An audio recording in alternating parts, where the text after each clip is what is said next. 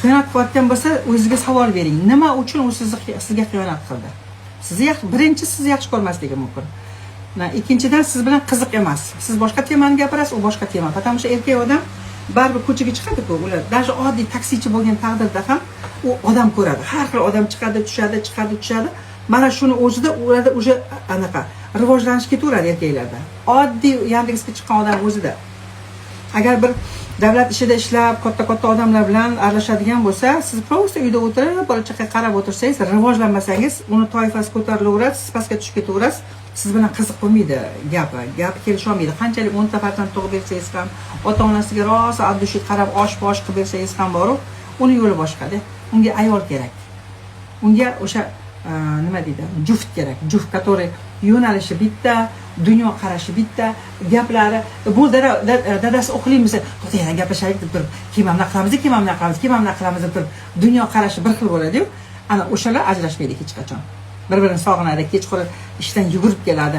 Hozir boramiz, yana darsni plan qiladi. Mana bu qizimizni mana o'qitamiz, o'g'ilni mana qilamiz degancha, dunyo qarashi bir xil bo'lsa. Agar ikki xil bo'lsangiz, u unga qiziq emassiz. Bu ikkinchi varianti. Keyin yana bitta varianti, misol uchun qishloqdagi ayollar ko'pincha o'ziga qaramaydi, qizlar.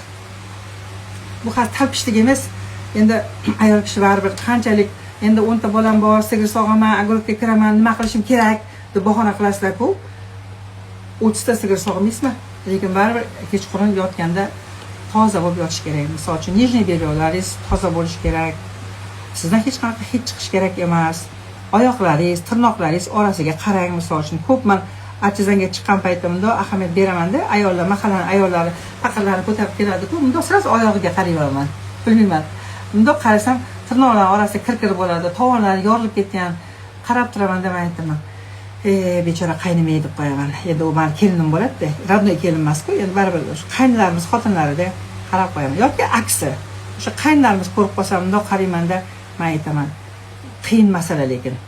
Juda ham qiyin. Hamma ham tozalikka qaramaydi-da.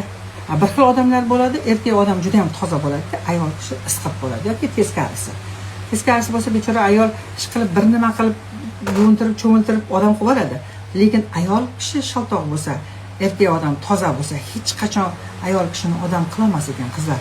Mana shu gapimga 1000% garantiya beraman. Shuning uchun qiz zavotgan paytda toza joydan olinglar. Toza joydan olish kerak.